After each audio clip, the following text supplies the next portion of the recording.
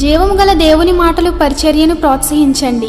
మీ ప్రోత్సాహాన్ని మరిన్ని వీడియోస్ కొరకు మన ఛానల్ని సబ్స్క్రైబ్ చేయడం ద్వారా తెలియపరచండి. లైక్ చేసి షేర్ చేయండి. ఈ సువార్త పనిలో మీరును పాలుభాగస్తులు కండి. ప్రశస్తమైన పరిశుద్ధమైన అన్ని నామముల కంటే పైనామం కలిగిన ప్రభు అయిన యేసు క్రీస్తు నామమునకు వందనాలు. నా మాటలు వింటున్న ఈరోజు దైవ సన్నిధిని ఆసక్తితో కూర్చున్న వారందరికీ ప్రభు నామం పేరిట వందనాలు.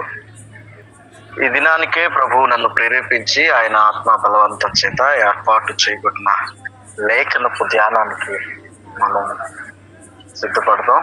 రండి, ఈ వాక్యదాన నిమిత్తం కొలస్సీలకు రాసిన పత్రిక 4వ అధ్యాయం 2వ వచనం చదువుకుందాం. ప్రార్థన యందు నిలకడగా ఉండి కృతజ్ఞత గలవారై దాని యందు మెలకువగా ఉండుడి. అపోస్తలుడైన పౌలు కొలస్సీలకు రాస్తాను పత్రికను రాస్తూ ఈ మాటను పలికాడు.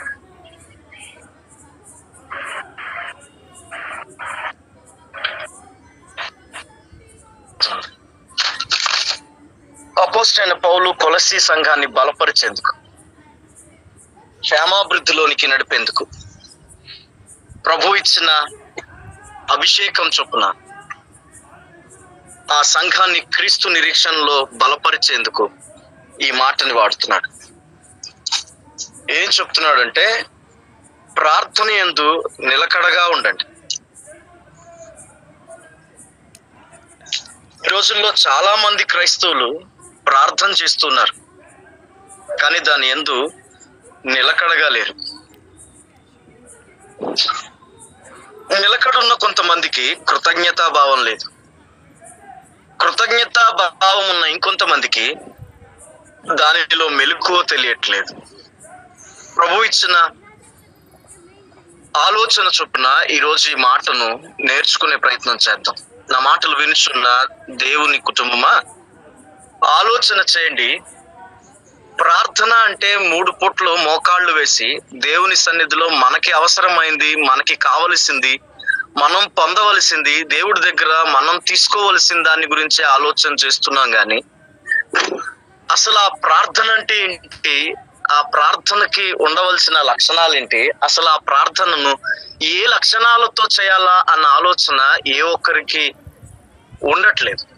మహా గనులు సైతం, గొప్ప గొప్ప వారు కూడా ఈ ప్రార్థన లేకే భక్తిలో నీరసించిపోతూ ఉన్నారు.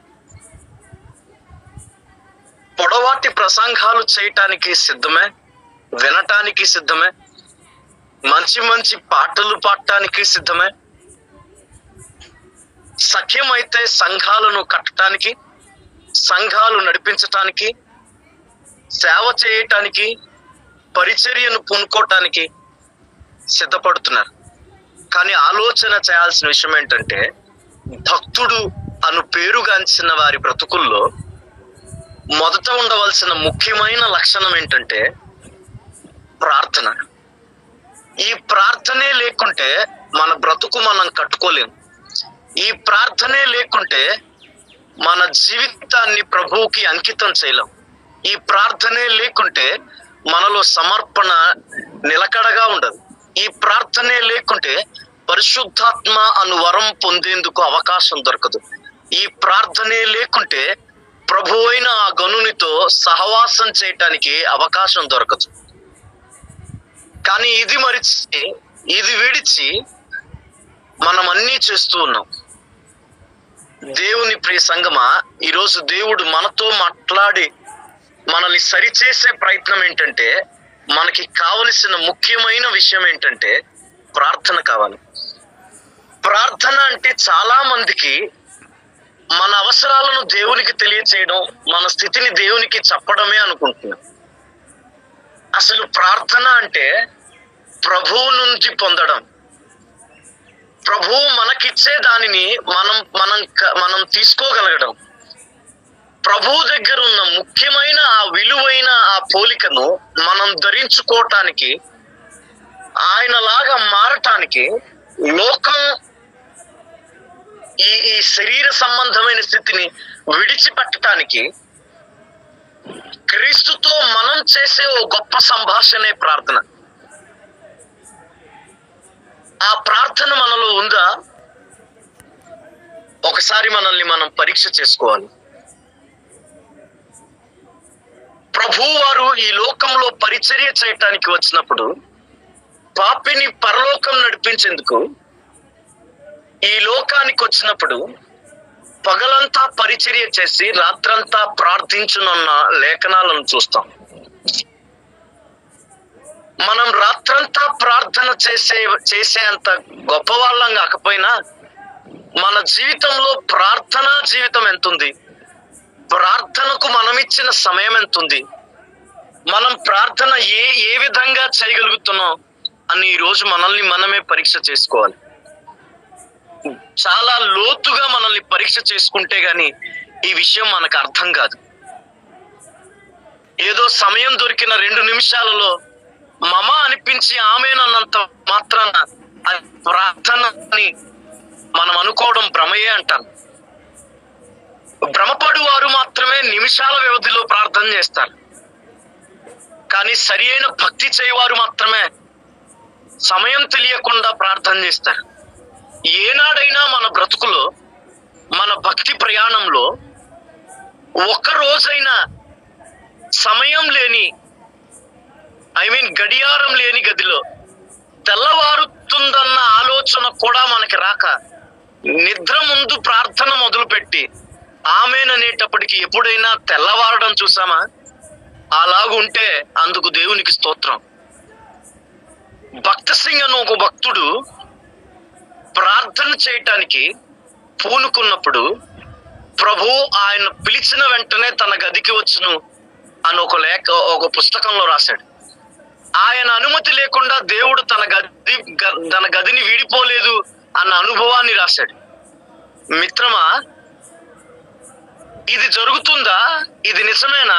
ఇది సంభవమేనా అంటే నేనంటాను, ప్రభువు నాకు ఇచ్చిన ఆలోచన చొప్పున, ఆయనకు నాకు కలిగించిన ఆత్మ బలం చొప్పున నేను లేఖనాలు తిరగేసి చూసినప్పుడు నాకు అర్థమైన విషయం ఏంటంటే, యెబ్బోకు రేవులో దేవుడే దిగి వచ్చి మనుష్యుడైన యాకోబుతో పెనుగులాడ ప్రయత్నం చేసినప్పుడు మనం ప్రార్థిస్తే మన గదికి దేవుడు ఎందుకు రాడు?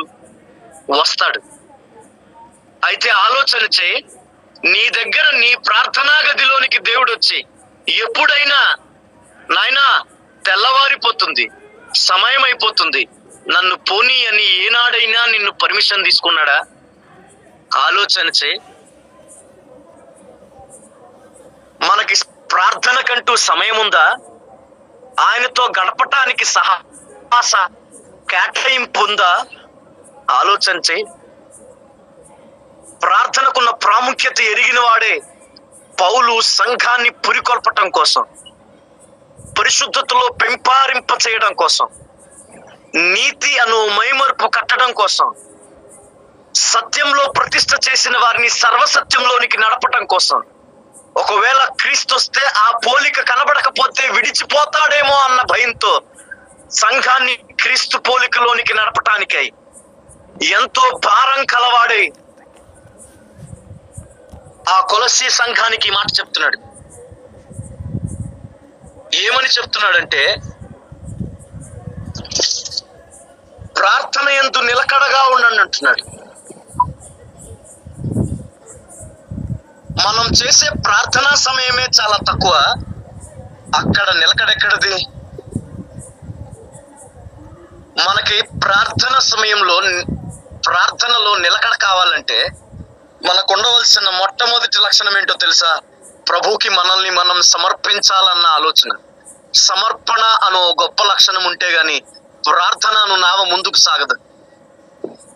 ఈరోజు దేవునికి సమర్పించే వాళ్ళు ఎంతమంది? ధనము, ధాన్యము, ఆస్తి, సంపద, ఇది కాదు దేవునికి ముందు సమర్పించాల్సింది. నిన్నుగానే దేవునికి అప్పగించేసుకోవాలి. నిన్ను నీవే దేవునికి అప్పగిస్తే నీదంతా దేవుడిదే అవుతుంది కదా. కానీ మనల్ని దేవునికి పట్ల, మన దగ్గర ఉన్నది దేవునికి ఇచ్చి మనమేదో చేసేస్తామన్న భ్రమలో ఉంటున్నాం.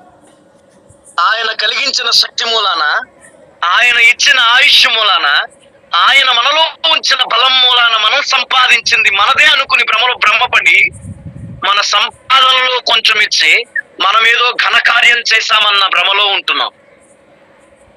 కానీ ఇక్కడ దేవుడు చెబుతున్న మాట, వాక్యం మనకి చెబుతున్న హెచ్చరిక, ప్రార్థన సాగాలంటే నిన్ను నీవు సమర్పించడం తెలియాల.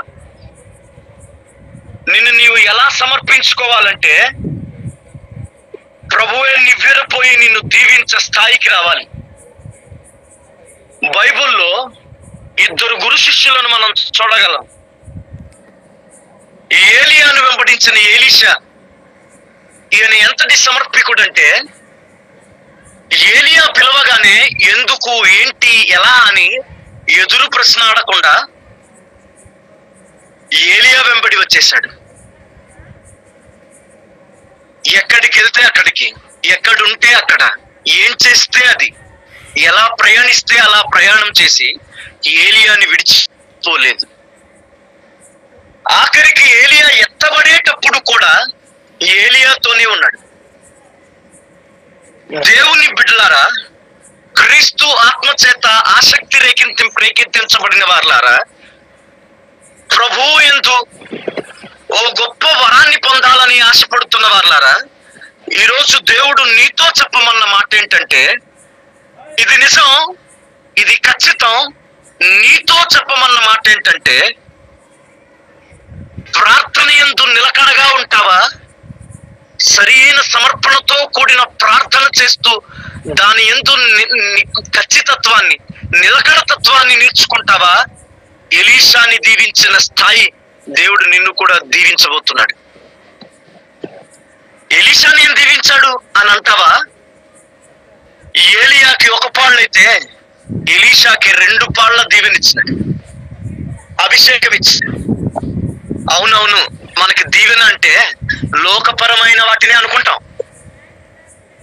ధాన్యం కలిగినప్పుడు, ధనం కలిగినప్పుడు, ఆస్తి కలిగినప్పుడు, లోకం సంపాదించినప్పుడు, లోకరీతి మనుషుల బలగం సంపాదించినప్పుడు ఇది దీవెనేమో, ఆశీర్వాదమేమో అనుకుంటాం. ఎన్నటన్నిటికీ అది ఆశీర్వాదం అనబడదు.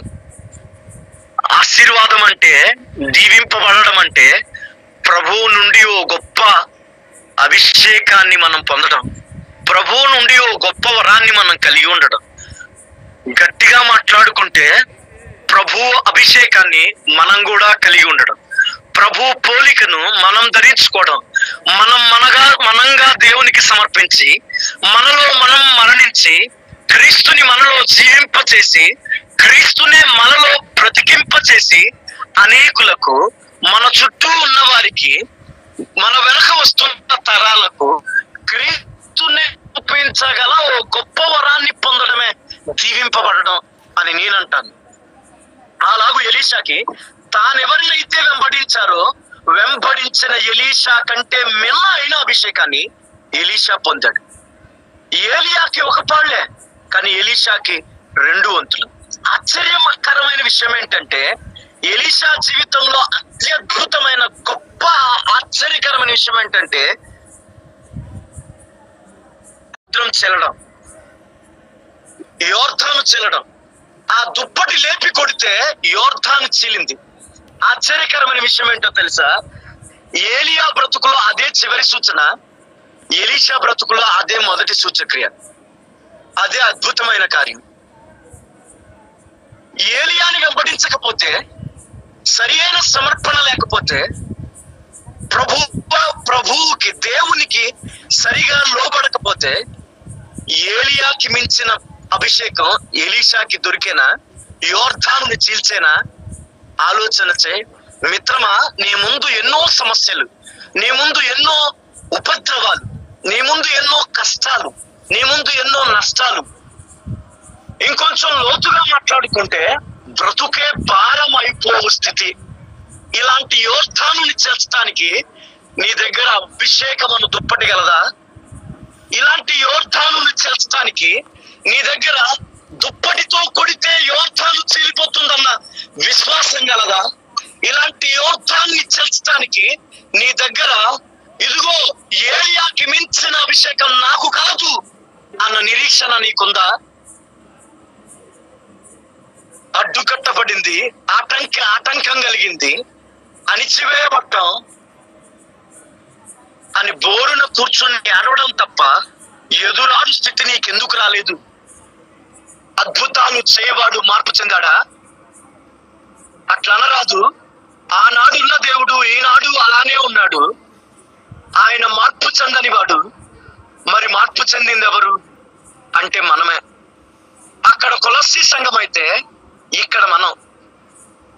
ఇప్పుడు దేవుడు మనతో చెబుతున్న మాట, కొలస్సీలారా అని పౌలుని ప్రేరేపించి మాట్లాడినప్పుడు ఇక్కడ కూడా జీవంగల సంఘమా, జీవంగల ప్రార్థన సమూహమా, ఫినిహాసును ప్రేరేపించి దేవుడు నీతో చెబుతున్న మాట ఏంటో తెలుసా?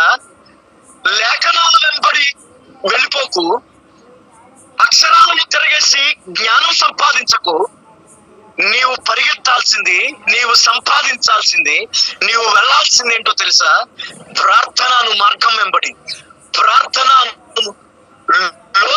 ఆ మార్గం వెంబడి నువ్వు వెళ్ళినప్పుడు సమర్పణను గొప్ప లక్షణాన్ని కలిగి ఉంటావు.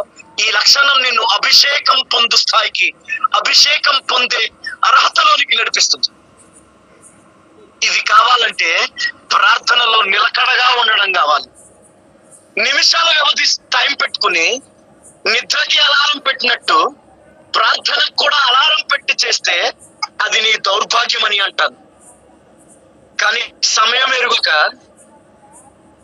ముగింపుని ఆలోచించక నువ్వు ప్రభువుతో సంభాషించగలిగితే, మాట్లాడగలిగితే, ప్రార్థించగలిగితే, నిలకడతో కూడిన ఈ ప్రార్థన చేయగలిగితే నీవు ఈ కాలంలో ఓ ఎలీషావి కాగలవు. నీవు ఈ కాలంలో ఓ ఎలీషావి కాగలవు. ఖచ్చితంగా నీ సమస్యను యోర్ధాన్ని చెల్చగలవు. ఖచ్చితంగా నీ ఎదుటున్న ఆటంకం, పరిచర్యకు ఆటంకంగా మిగిలిన ఆ యోర్ధాన్ని నీ అభిషేకమును దుప్పటి ఎగేసి కొడితే పాయలై నీకు ద్వారం ఇస్తుంది. నిన్ను చూసి నవ్వినవాడు, నిన్ను చూసి ఏలన చేసిన వాడు, నిన్ను ఆటంకపరిచిన వాడే ఎర్రతివాచి పరిచి ఆహ్వానం పలుకుతాడు. ఎప్పుడో తెలుసా? నిలకడగా ఉన్నప్పుడు. ఎక్కడో తెలుసా? ప్రార్థనలో నిలకడగా ఉన్నప్పుడు. మనం చాలా వాటిలో నిలకడగా ఉంటాం. ఉద్యోగంలోను, సంసార బాధ్యతలోను, ఇలాంటి కొన్ని విషయాలలో చాలా నిలకడగా ఉంటాం. మరి అక్కడున్న నిలకడ ఇక్కడ సాధ్యపడదా అంటే పడుతుంది. కానీ ఆటంకం ఎక్కడొచ్చిందంటే మనం అన్ని ఇస్తాం కానీ మనల్ని మనం ఇవ్వం. ఎలీషా సమర్పించేశాడు కాబట్టి ఏలియాకి మించిన అభిషేకాన్ని పొందాడు. ఆ నిలకడ తత్వం ఎలీషాలో ఉంది. నీవు ఉంటావా? నేను నీతోనే మాట్లాడుతున్నాను, నువ్వు ఉంటావా? దేవుడు నాకు ఇచ్చిన అధికారంతో నేను అడుగుతున్నాను, నువ్వు ఉంటావా? దేవుడు ఈ కాలపు ఎలీషాని చేయబోతున్నాడు. అదే వచనంలో రెండో మాట ఏముందో తెలుసా? నిలకడగా ఉండి కృతజ్ఞత గలవారమై ఉండాలట. కృతజ్ఞత గలవారమై. మనకి లేనిది ఏంటంటే ఆ కృతజ్ఞతే లేదు మనకి. అలవాటుగా థ్యాంక్ యూ అని చాలా స్టైల్ గా చెప్తాం కానీ హృదయపూర్వకంగా అంగవైకల్యం లేని శరీరం ఇచ్చినందుకు, ఆరోగ్యం కుదుటపరిచి ఆయుష్ పెంచినందుకు, దినం వెంబడి దినం నీ జీవితాన్ని గడిపింపచేస్తూ ఉన్నందుకు ప్రభువుకి ఏనాడు కృతజ్ఞత చెప్పావు? ఎప్పుడైనా దేవునికి స్తుతి చెల్లించావా? ఆలోచన చెయ్యి. బైబిల్లో యోబు అను గొప్ప భక్తుడు గలడు. ఈ యోబు పరిచయం చేయబడింది మొదలు తన రెండంతల అభిషేకం, రెండంతల ఆశీర్వాదం పొందే వరకు కూడా దేవునికి స్తుతి చేస్తూనే ఉన్నాడు. అవును, ప్రభువుతో సహవాసం చేసే వారికే, ప్రార్థనలో గొప్ప సహవాసం ఉన్న వారికే ప్రభువులో నిలకడగా ఉండడం వస్తుంది. నిలకడగా ఉన్నవారికే క్రీస్తుకి స్తుతి చెల్లించడం తెలుస్తుంది. దేవునికి స్తుతి చెల్లించగల స్థితి నీకుందా? మిత్రమా, నీలో ఒకనిగా, నీతోటి క్రైస్తవునిగా, నీతోటి పరిచారకునిగా, నీ వంటి వాడిగా నేను నిన్ను అడుగుతూ ఉన్నాను. పొందినప్పుడు కృతజ్ఞతను చెప్పిన నీవు కోల్పోయినప్పుడు ఎప్పుడైనా దేవునికి కృతజ్ఞత చెప్పావా? ఆలోచన చేయి. కృతజ్ఞత అంటే ఏదైనా పొందినప్పుడే కాదు, అన్ని విషయాలలోనూ చెల్లించాలి. మరి అన్ని విషయాల్లో కృతజ్ఞత కలిగి ఉన్నావా? ఎప్పుడైనా క్షణికావేశానికి లోనే ప్రభు నాకేమిచ్చును, నాకేం చేస్తును, నేను అడిగినది దేవుడు ఇయ్యలేదు అన్న నిందారోపణ ఏ రోజైనా చేశావేమో, ఈరోజు క్షమాపణకి రా. ఈరోజు పశ్చాత్తాపానికి రా. దేవునికి కృతజ్ఞత చెల్లించు. ప్రభువుని కృతజ్ఞత చెల్లించే స్థితిని నీవు సంపాదించు. ఎక్కడ సంపాదించాలి? అది ఎవరు నేర్పిస్తారు? మరలా నువ్వు ప్రార్థనను మోకాళ్ళ గదిలోనికి రావాలి. పౌలు కొలస్సీలకు చాలా గట్టిగా నేర్పిస్తున్న పాఠం ఇది. ప్రార్థనలో నిలకడగా ఉంటే సమర్పణ ఉంటేనే నిలకడ వస్తుంది. అవును, నిలకడుంటేనే దేవునికి స్తుతి చెల్లించు భాగ్యం ఏర్పడుతుంది. ఎంతటి గొప్పవాడంటే యోబు పోయినప్పుడు కూడా ప్రభువుకి స్తోత్రం అంటున్నాడు. యెహోవా ఇచ్చును, యెహోవా తీసుకుని పోయిను అని దేవునికి స్తుతి చెల్లిస్తున్నాడు. మిత్రమా, ఇప్పటి వరకు పొందామేమో, ఇప్పటి నుంచి కోల్పోవటానికి సిద్ధపడాలి. రానున్న దినాలు ఏమోనో, రానున్న గడియలు ఏమోనో, రాకడ సమీపించునో, దేవుడు సమీపమాయనో, విపత్తులు పెరిగిపోవునేమో. కోల్పోవటానికి సిద్ధపడు. కోల్పోయినప్పుడల్లా స్తుతి చెల్లించడానికి ఆసక్తి చూపు. ఎందుకు ఈ మాట చెప్తున్నానో తెలుసా? ఇది రాకడ సమయం. ప్రభువు చాలా త్వరగా రాబోతున్నాడు. ఆయన ఇచ్చిన సూచనలన్నీ ఒకటి నెరవేర్చుకుంటూ వస్తున్నాడు. ప్రభుత్వాలు మారిపోవచ్చు, ప్రజలు మారిపోవచ్చు, పరిశుద్ధులే పడిపోవచ్చు, ప్రాకారాలు కూలిపోవచ్చు, పట్టపగలే అన్యాయాలు జరగవచ్చు, అపవాది రాజ్యం వెళ్తున్నాడు. పొందేందుకు కాదు మన భక్తి, కోల్పోవటానికి కూడా సిద్ధపడాలి.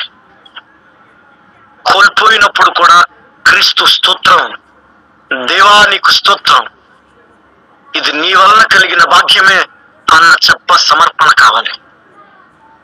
అంతటి ధైర్యం కావాలి. యోబుకుంది, నీకుందా? పరీక్ష చేయి, పరిశీలన చేయి. ప్రార్థన యందు నిలకడగా ఉండి కృతజ్ఞత గలవారమై. అవును, నీవు కోల్పోతే ప్రార్థన యందు నిలకడగా ఉన్నవాడివైతే భయపడవు, బాధపడవు, భంగపడవు, నీరసించవు, వేదన చెందవు. దేవుడిచ్చాడు, దేవుడే తీసుకున్నాడు అన్న గొప్ప ధైర్యానికి వస్తాం. యోబొచ్చాడు కనుకే కృతజ్ఞత తెలియచేస్తున్నాడు. స్తుతి చెల్లిస్తావా దేవునికి? ఈరోజు దేవుడు నేను సూటిగా అడుగుతున్నాడు. మొదటి ప్రశ్న, వాక్యమందు నిలకడగా, ప్రార్థన యందు నిలకడగా ఉంటావా? రెండవ ప్రశ్న, ఏ స్థితి ఎందైనా దేవునికి స్తుతి చెల్లిస్తావా? ఇది ఎవరు చేయగలరు అంటే దానికి సమాధానం, ప్రార్థన యందు నిలకడగా ఉండి. నిలకడగా ఉన్నవాడు కృతజ్ఞత చెల్లించేవారైతేనే దాన్ని చేయగలరు. వాక్యం ఎంతసేపు అయినా చదువుతాం, ఆటంకం ఏమీ లేదు. ఎన్ని పాటలైనా పాడతాం, అలుపేమీ లేదు. కానీ ప్రార్థించాలంటేనే కష్టం. అనాలోచన, అనారోగ్యం, అలుపు, ఆవేదన. కారణం ఏంటో తెలుసా? మనం భక్తితో మనస్సుని ఉల్లసింప చేస్తున్నాం కానీ శరీరాన్ని నలగొట్టట్లేదు. మనము లోకుల వలె, నిజమిది, మనము లోకుల వలె యోచన చేస్తూ ఉన్నాం కానీ క్రీస్తు వంటి పోలికను కలిగి లేదు. క్రైస్తవులమని పిలువబడుతున్నాం కానీ క్రీస్తు నడతను ఏమాత్రం కలిగి ఉన్నవారం కాము. కనుక ఈరోజు వాక్యం మనకి చాలా నొక్కి చెబుతున్న మాట, ప్రార్థన యందు నిలకడగా ఉండి కృతజ్ఞత గలవారై దాని యందు మెలకువగా ఉండండి. ఎలా ఉండాలట?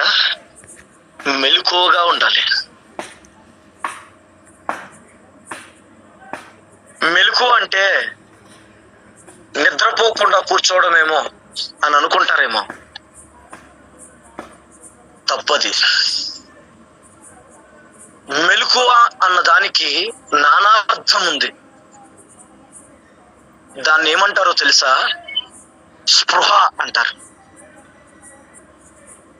మనము స్పృహ కలిగి ఉండాలి.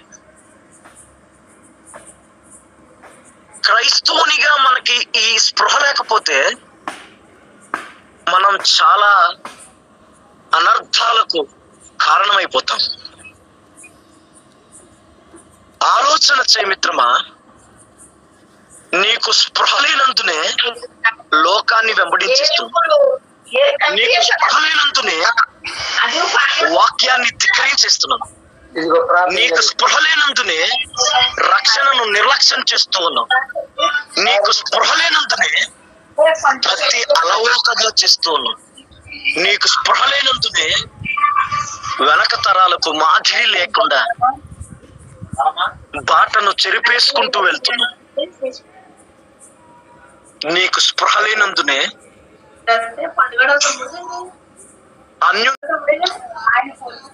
ప్రార్థన యందు నిలకడగా ఉంటే, నిలకడ నేర్చిన నీవు కృతజ్ఞతను కలిగి ఉంటే, కృతజ్ఞతను నిజంగా చేస్తూ స్పృహ కలిగే ఉంటే నీవు క్రీస్తు పోలికను ధరిస్తావు. కిందకు పోతుంటే చాలా విషయాలు కొలసీలకు చెప్తాడు. ఈ 4వ అధ్యాయం ఈ కొలసీ పత్రికకు చాలా ప్రాముఖ్యమైనది. ఎన్నో విషయాలను చెప్పుకొస్తాడు. స్పృహలేనందువల్లే సమయాన్ని సరిగా వినియోగించలేని స్థితి. స్పృహలేనందువల్లే జ్ఞానాన్ని వీడి అజ్ఞానుల్లా బ్రతుకుతున్నాం. కిందకి పోతే చెప్తాడు, సమయం పోనీయక సద్వినియోగం చేసుకొనొచ్చు. సంఘంనకు వెలుపట వారి ఎడల జ్ఞానం కలిగి నడుచుకో. ఎవరు నడుచుకుంటారు?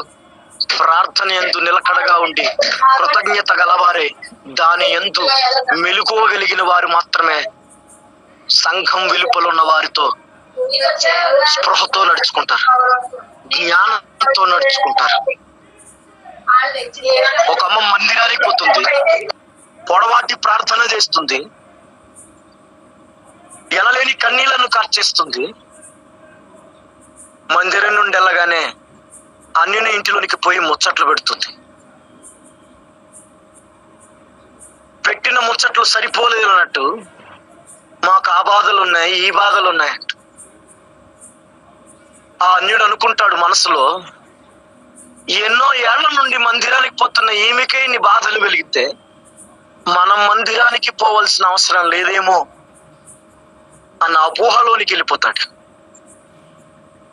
కారణం, సంఘం వెలుపల ఉన్న వారితో జ్ఞానంతో కూడిన మసులుటలు మనకు తెలియట్లేదు. ఎక్కడ కోల్పోయాం ఇది? ఈ పోలిక ఎక్కడ నష్టపోయాం అంటే ప్రార్థన అను స్థితి లేకపోవడం. మిత్రులారా, నాకు ఇచ్చిన సమయం ముగియబడింది, నేను ముగించేస్తాను. కానీ ఒక్క మాట, ప్రార్థన యందు నిలకడగా ఉన్నామో లేదో పరీక్షించేసుకుందాం. ప్రభువు చాలా అంటే చాలా త్వరగా వస్తున్నాడు. నీ దగ్గర సిద్ధపాటు ఉందా? సర్వాంగ కవచాన్ని ధరించుకున్న పోలిక ఉందా? నీవు సంపాదించిన సంచి నీతో ఉందా? లోకంలో ఎన్ని ఆత్మలను సంపాదించావు?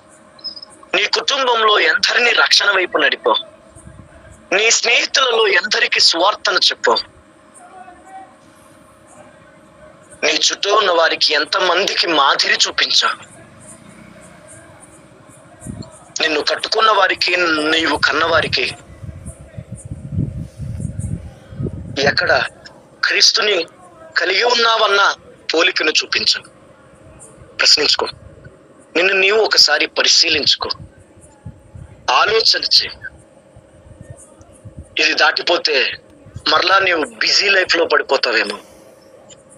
తినటానికి కూడా తిండి తినటానికి కూడా ఖాళీ లేని బ్రతుకునిది. గజిబిజి గందరగోళంలో పరిగెత్తే స్థితినిది. ధనం సంపాదించడానికో, కుటుంబాన్ని పోషించడానికో, సంఘాన్ని కాపాడుకోవటానికో, విశ్వాసులను కాపాడుకోవటానికో, మందిరాన్ని నిలబెట్టుకోవడం కోసం పరుగులెట్టుతున్న బ్రతుకునేసి. ఈ పరుగులో నిన్ను నీవు మర్చిపోయావు. విస్తారమైన ప్రసంగాలు చేయటంలో, కొత్త కొత్త పాటలు నేర్చటంలో, శృతి తప్పిపోకుండా గానాలు చేయటంలో,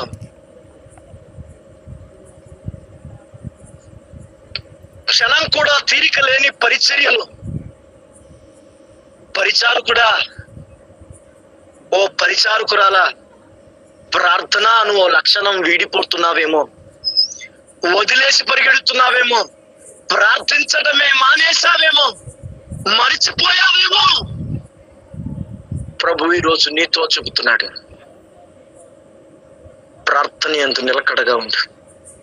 నిన్ను మరో ఎలీషానుగా చూడబోతున్నాను. నీ పరిచర్యలో నీ ద్వారా దేవుడు జరిగించే అనేక అద్భుతాలను నీ సంఘానికి చూపబోతున్నాడు. నీవు ప్రార్థనలో నిలకడగా ఉంటే, నీవు చెల్లించు స్థుతిని బట్టి నిన్నే చూస్తూ వెంబడిస్తున్న నీ స్నేహితులే కావచ్చు, నీ మందిర సంఘస్థులే కావచ్చు, నీ కుటుంబీకులే కావచ్చు, నీవు కన్న పిల్లలే కావచ్చు, యోబు వలె నీ దగ్గర ఒక గొప్ప భక్తి స్థితిని చూడబోతున్నారు. కుటుంబీకులారా, నా తండ్రి ఉచితంగా నిన్ను కన్నాడు,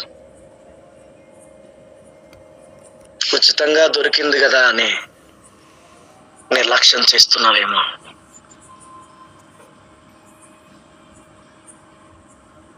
నేను క్రీస్తుకు సంబంధించిన వాడును, క్రీస్తుకు సంబంధించిన దానను అని నీవు చెప్పుకుంటున్నావేమో. అలాగూ చెప్పుకున్నావంటే మొదట నీకు ఈ లక్షణం ఉండాలి. ప్రభు పగలంతా పరిచర్య చేసి రాత్రంతా ప్రార్థించేవాడట. ప్రార్థించు.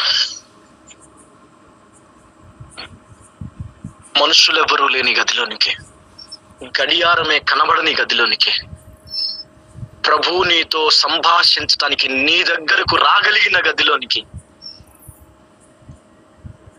రహస్యమంతున్న నీ తండ్రితో నీవు మాట్లాడటానికి నీవు ఈ రోజు నుండి పూనుకో. మనుషుడెవడండి నీ మాటలు ఓపికగా వినేది, నీతో ఓపికగా సంభాషించేది? మన దేవుడు. అవును, మన దేవుడు. నీవెప్పుడు మాట్లాడతావా? అవును, మన దేవుడు. నీవెప్పుడు మాట్లాడతావా? నీకెప్పుడు సమాధానం ఇద్దామా? నీతో ఎప్పుడు సంభాషణ చేద్దామా? నీకెప్పుడు మాట తెలియచేద్దామా? నీకెప్పుడు భవిష్యత్తు గురించి విషయాన్ని నేర్పిద్దామా? నీకెప్పుడు రాకడ గురించి సిద్ధపాటిద్దామా?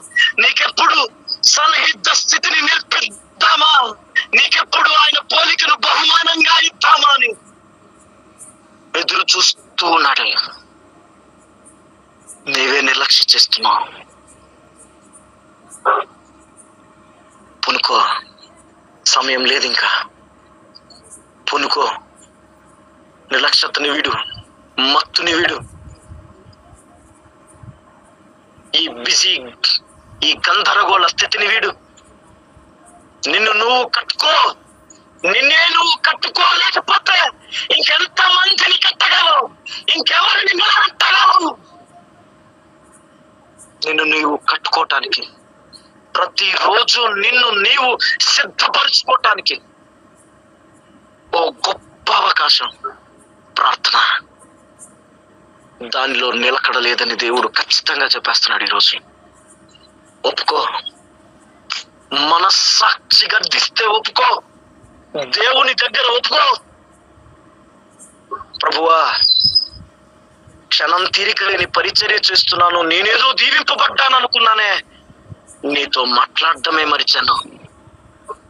భక్తి ఆరంభంలో నీవే స్నేహితుడవని, కష్టం వచ్చినా, నష్టం వచ్చినా, బాధ వచ్చినా, సంతోషం వచ్చినా, వేదన కలిగినా నీతోనే మాట్లాడి నేను ఈరోజు నీతో మాట్లాడడమే మరిచిపోయానే అని పశ్చాత్తాపం చెంది ఒప్పుకో. ఇక నుండి నీతో మాట్లాడతాను. నీతో మాట్లాడటమే కాదు, నీతో మాట్లాడే స్థితిలో నిలకడగా ఉంటాను. నిలకడగా ఉంటూ స్తుతి చెల్లించడం నేర్చుకుంటాను. స్తుతి చెల్లిస్తూ స్పృహ కలిగిన వాడనై బ్రతుకుతాను. స్పృహ కలిగి జీవిస్తాను. స్పృహ కలిగే భక్తి చేస్తాను. స్పృహ కలిగే పరిచర్య చేస్తాను. స్పృహ కలిగే అనేకులకు మాదిరి చూపిస్తాను అని ఓ మంచి తీర్మానానికి రా. అని ఓ మంచి సమర్పణకి రా. అని ఓ మంచి నిర్ణయం చేయి. ప్రభువు నీ నిర్ణయానికి సంతోషించాలని ఆశపడుతున్నాడు. రండి మనం ప్రార్థన చేద్దాం. రండి మనం కొన్ని నిమిషాలు దేవుని దగ్గర మోకరిద్దాం. రండి మనం దేవుని దగ్గర మన స్థితిని, మన నిజ స్థితిని ఒప్పుకొని మనల్ని మనం దేవునికి ఇచ్చేసే ప్రయత్నం చేద్దాం. మౌనంగా ఉండొద్దు. నీ మనస్సు ప్రభువుకి ఒప్పుకోలుకు రావాలి. నీ మనస్సాక్షి ఈరోజు శుద్ధి అవ్వాలి. వాత వేయబడిన ఆ స్థితి మార్పు చెందాలి. మాట్లాడిన దేవునితో సంభాషించడానికి సిద్ధపడాలి. గాయపడిన పర్లా, గర్తింపబడిన పర్లా, ఇది నీ మేలు కొరకే, ఇది నీ ఆశీర్వాదం కొరకే, ఇది నిన్ను ఆయన కుడిపార్శ్వమందు కూర్చోబెట్టడం కొరకే. మంచి కిరీటం నీ కొరకు సిద్ధపడిచి ఉంది. అది నీకు ఎక్కడ దక్కకుండా పోతుందేమో అన్న భయంతో ప్రభువు నాలో ఉంచిన బలవంతం చేత నీతో మాట్లాడిన మాట ఇదే. పొరపాటును కూడా మనిషి మాట్లాడాడని భ్రమపడకు. దేవుడు నీతో చెప్పిన ఈ మాటను ఎత్తి ప్రార్థించు. ప్రభువా, నీతో మాట్లాడటం మరిచాను, ఈ క్షణం నుంచి నీతో మాట్లాడతాను అని దేవుని దగ్గర మంచి తీర్మానం చేస్తూ ప్రార్థించు. మహాపరిశుద్ధుడును, మహాగణుడును, మహోన్నతమైన రాజా, నీకు వందనాలు. అపారమైన కృప చేత, అమితమైన నీ ప్రేమ చేత, నీ కౌగిటి బంధంలో నీ భక్తులమైన మమ్మల్ని అందరినీ భద్రం చేసి నిత్యము నిత్య జీవం కొరకు నిరీక్షనిచ్చి నడిపిస్తున్న నజరేయుడా, నీకు స్తోత్రాలు. కూడిన మా అందరినీ నీ చేతికి సమర్పిస్తున్నాం. నాతో నీవు మాట్లాడిన ఈ మాటను ఎత్తిపట్టి ప్రార్థిస్తూ ఉన్నాం. ప్రభువా, మేము చేస్తున్న పరిచర్యలో మేమేదో గొప్పవాళ్ళమని పరిగెడుతున్నామేమో, అందుకు మమ్మల్ని క్షమించు. నీతో మాట్లాడటం మరిచే లోకానికి లొంగిపో స్థితిలో ఉన్నామేమో, అందుకు మమ్మల్ని క్షమించు. పాప పాపం, లోకం, శాపం, దోషం వీడి పరిశుద్ధతను, పవిత్రాత్మను పొంది నీ పోలిక ధరించిన వారమై ఈ అంత్యకాల ప్రభువా, ఈ అంత్యకాల పరిచర్యలో మేము ఎలీషాల వలె పనిచేయటానికి మేము